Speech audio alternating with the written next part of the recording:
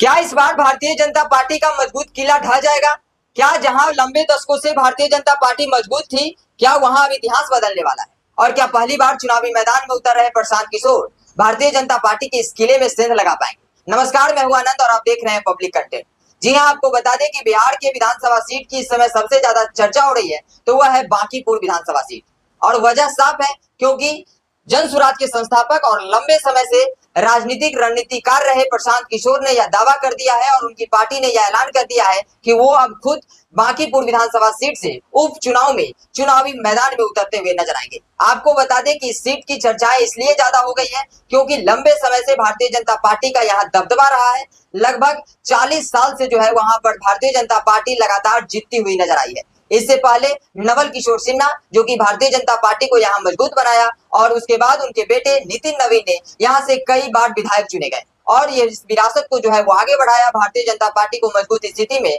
रखने का काम किया। लेकिन जब से नितिन नवीन राष्ट्रीय अध्यक्ष भारतीय जनता पार्टी के चुने गए, उसके बाद जब उन्होंने इस्तीफा दिया विधानसभा से, विधायक पद से, उसके बाद कहीं ना कहीं इस सीट को लेकर चर्चाएं थी कि इस सीट से भारतीय जनता पार्टी को टक्कर देने वाला कौन सा वो चेहरा होगा जो सामने निकल कर आएगा। और जैसे ही प्रशांत किशोर ने यह ऐलान किया, जैसे ही जन सुराज पार्टी ने अपने उम्मीदवारों का ऐलान किया कि प्रशांत किशोर खुद इस सीट से जो है वो चुनावी मैदान में नजर आएंगे, उसके बाद से कहीं ना कहीं यह हॉट सीट माने जाने लगा है और लगातार इसको लेकर चर्चाएं होने लगी है कि क्या अब भारतीय जनता पार्टी बना प्रशांत किशोर जो है वो हो जाएगा? क्या भारतीय जनता पार्टी जो है वो प्रशांत किशोर को टक्कर दे पाएंगे या फिर प्रशांत किशोर जो है वो भारतीय जनता पार्टी को टक्कर दे पाएंगे? क्या पहली बार चुनावी मैदान में उतरने वाले प्रशांत किशोर इतने लंबे दशकों से जो पार्टी यहाँ मजबूत स्थिति में थी, जिस पार्टी पे लगातार भारतीय जनता पार्टी पे जो है वो जनता जो है भरोसा जता रही थी, क्या उस पार्टी पे जो है अब भारतीय जनता पार्टी पे जो है भरोसा नहीं बल्कि एक नई पार्टी, एक नई उम्मीदवार पे जो है वो भरोसा जता पाएगी?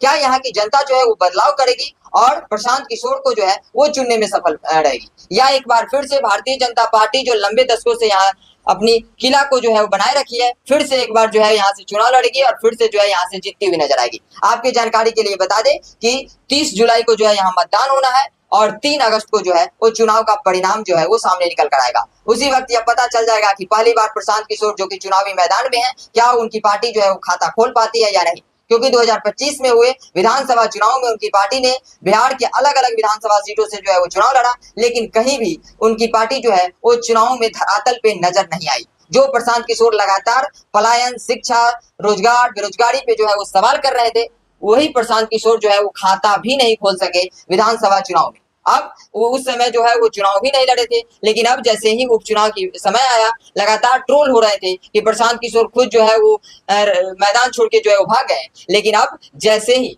विधानसभा का उपचुनाव हुआ, वैसे ही प्रशांत किशोर जो है वो अपने अलग अंदाज में जो है वो कहीं ना कहीं चुनावी मैदान में उतरते हुए नजर आ रहे हैं। तो अब देखना ये दिलचस्प होगा कि इतने लंबे समय से, क्योंकि प्रशांत किशोर की अगर बात करें तो प्रशांत किशोर लंबे समय से राजनीतिक रणनीतिकार रहे हैं, भारतीय जनता पार्टी के साथ, जेडीयू के साथ, टीएमसी के साथ, कई पार्टियां जो है उनके साथ जो है ये रणनीति बनाते थे। तो क्या अब अपनी पार्टी के साथ उसी तरीके का रणनीति बना पाएंगे? क्या अपनी पार्टी को उसी तरीके से आगे बढ़ा पाएंगे जिस तरीके से वो अन्य पार्टियों के साथ काम कर रहे थे? ये देखना बेहद दिलचस्प होगा, क्योंकि बहुत सारे लोग जो है वो बिहार के विधानसभा चुनाव के दौरान प्रशांत किशोर को ट्रोल कर रहे थे। बहुत सारे लोग कह रहे थे कि ये बिजनेसमैन है, ये रणनीतिकार है, ये नेता नहीं हो सकते, क्योंकि नेता में और रणनीतिकार में जो है वो अंतर होता है। लेकिन अब जब खुद वो चुनावी मैदान में उतरे हैं, तो ये देखना बेहद दिलचस्प होगा कि क्या भारतीय जनता पार्टी को प्रशांत किशोर टक्कर दे पाते हैं? क्या प्रशांत किशोर की जो इतने दिनों से पद यात्रा चला, इतने दिनों से जन सुराज का यात्रा चल रहा है, लगातार लोगों से जो है वो जनसंपर्क हो रहा है, लगातार लोगों से मिल रहे हैं,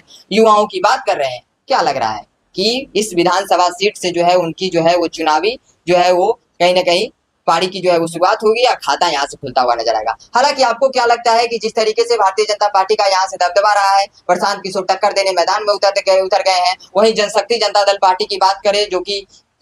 तेज प्रताप यादव, लालू प्रसाद यादव के बड़े बेटे तेज प्रताप यादव की नई पार्टी है, वहां से भी उम्मीदवार को उतारा गया है। वीना मानवी जो कि महिला विकास मंच के अध्यक्ष रही है, उन्होंने जो है पार्टी को ज्वाइन कर उनको जो है वो टिकट दिया गया है, उम्मीदवार है। अब देखना बेहद दिलचस्प होगा कि क्या